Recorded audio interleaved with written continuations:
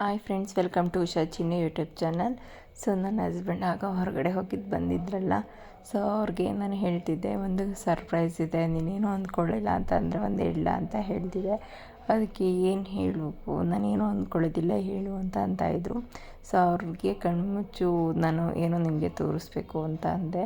So ಅದಕ್ಕೆ ಸರಿ ಆಯಿತು, ಅಡುಗೆ ಏನಾದರೂ ಮಾಡಿದ್ದೀಯಾ ಇವತ್ತು, ಹೊಸ ರೆಸಿಪಿ ಏನಾದ್ರು ಕಂಡುಹಿಡಿದ್ಬಿಟ್ಟಿದ್ಯಾ, ಇಲ್ಲ ಯೂಟ್ಯೂಬ್ ನೋಡ್ಕೊಂಡು ಏನಾದ್ರು ಮಾಡಿದ್ಯಾ ಅಂತ ರೇಗಿಸ್ತಾಯಿದ್ರು. ಸೊ ಆ ಥರ ಏನೂ ಇಲ್ಲ, ಕಣ್ಮುಚ್ಚಿ ನಾನೇನೋ ಕೊಡ್ತೀನಿ, ಸೊ ನೀವೇನೂ ಮಾತಾಡ್ದೇ ಸುಮ್ಮನೆ ಇದ್ದರೆ ಸಾಕು ನನಗೆ ಅಂತ ಹೇಳ್ತಿದ್ದೆ. ಸೊ ಆಯಿತು ಅಂತ ಅಂದ್ಬಿಟ್ಟು ಪಾಪ ಕಣ್ಣು ಮುಚ್ಕೊಂಡೇ ವೆಯ್ಟ್ ಮಾಡ್ತಾ ಕೂತಿದ್ರು. ಸೊ ನಾನು ಈ ಬಾಕ್ಸ್ ಒಳಗಡೆ ಹಾರ್ಟ್ ಶೇಪ್ ಬಾಕ್ಸ್ ಇತ್ತು, ಯಾವ ಥರ ಸಡನ್ನಾಗಿ ಸರ್ಪ್ರೈಸ್ ಕೊಡೋದು ಅಂತ ಗೊತ್ತಾಗ್ತಾ ಇರಲಿಲ್ಲ. ಅದಕ್ಕೆ ಇದು ಹಾರ್ಟ್ ಶೇಪ್ ಬಾಕ್ಸ್ ಇತ್ತು. ಸೊ ಅದರಲ್ಲಿ ಇಟ್ಟು ಕೊಡೋಣ ಅಂತ ಅಂದ್ಬಿಟ್ಟು ಅದರಲ್ಲೇ ಇಟ್ಬಿಟ್ಟು ಕೊಟ್ಟೆ. ಸೊ ಅವ್ರಿಗಂತೂ ಅಂದರೆ ತುಂಬ ಖುಷಿ ಆಯಿತು. ಆ ಖುಷಿಗೆ ಅವರು 2 ಅವರ್ ಮೇಲೆ ಹತ್ತಿದ್ದಾರೆ. ಎಲ್ಲರೂ ಬೇರೆ ಥರ ಯಾವ ಥರ ರಿಯಾಕ್ಟ್ ಮಾಡ್ತಾರೋ ಗೊತ್ತಿಲ್ಲ. ಇವರೆಂತೂ ತುಂಬ ಅಳ್ತಾಯಿದ್ರು.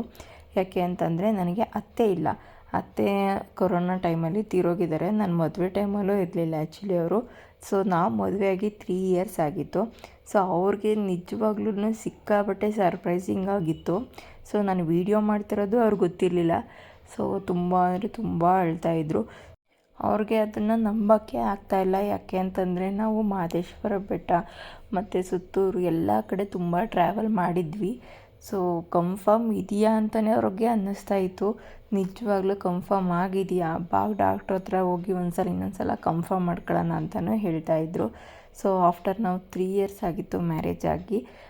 ಅದು ಒಂದಂದರೆ ಸ್ವಲ್ಪ ಪ್ಲ್ಯಾನಿಂಗು ಅಂತಲೂ ಅನ್ಬೋದು. ಸೊ ಅದಾದಮೇಲೆ ಆಗಿದೆ ಅಂತ ಅವ್ರಿಗೆ ತುಂಬ ಖುಷಿ ಇತ್ತು. ಸೊ ಎಲ್ಲ ಕಡೆ ಮದುವೆಗೆ ಹೋಗಲಿ, ಯಾವುದೇ ಫಂಕ್ಷನ್ಗೆ ಹೋಗಿದ್ರು ಕೇಳ್ತಾನೆ ಇದ್ದರು. ಸೊ ಯಾವಾಗ ಗುಡ್ ನ್ಯೂಸು, ನಿಮಗಿಂತ ಲೇಟಾಗಿ ಮದುವೆ ಆಗಿರೋರ್ದೆಲ್ಲ ಮಗು ಆಗ್ತಿದೆ, ನಿಮ್ಗೆ ಆಗ್ತಾ ಇಲ್ವಲ್ಲ, ಅಲ್ಲೋಗಿ ಈ ಟೆಂಪಲ್ಗೆ ಹೋಗಿ, ಇಲ್ಲಿ ಹಾಸ್ಪಿಟ್ಲಲ್ಲಿ ತೋರಿಸಿ, ಇಲ್ಲಾಗುತ್ತೆ, ಈ ಥರ ಚೆನ್ನಾಗಿದೆ, ಇಲ್ಲೋಗಿ ಅಲ್ಲೋಗಿ ಅಂತೆಲ್ಲ ಹೇಳ್ತಾಯಿದ್ರು ನಮಗೆ. ಸೊ ನಾವು ಯಾವುದಕ್ಕೂ ಕೂಡ ತಲೆ ಕೆಡಿಸ್ಕೋತಿರ್ಲಿಲ್ಲ. ಆ ಕ್ಷಣಕ್ಕೆ ನಿಜವಾಗ್ಲೂ ತುಂಬ ಬೇಜಾರಾಗ್ತಾಯಿತ್ತು. ಸೊ ನಮ್ಮ ಲೈಫಲ್ಲೂ ಒಬ್ಬರು ಸ್ಪೆಷಲ್ ಗೆಸ್ಟ್ ಬರ್ತಿದ್ದಾರೆ ಅಂತ ತುಂಬ ಖುಷಿ ಆಯಿತು. ಸೊ ಈ ಬ್ಲಾಗ್ ನಿಮಗೆ ಇಷ್ಟ ಆಗಿದೆ ಅಂತ ಅಂದ್ಕೋತೀನಿ. ಇಷ್ಟ ಆದರೆ ಲೈಕ್ ಮಾಡಿ, ಶೇರ್ ಮಾಡಿ, ಕಮೆಂಟ್ ಮಾಡಿ. ಪ್ಲೀಸ್ ನನ್ನ ಚಾನಲ್ಗೆ ಸಬ್ಸ್ಕ್ರೈಬ್ ಆಗಿ.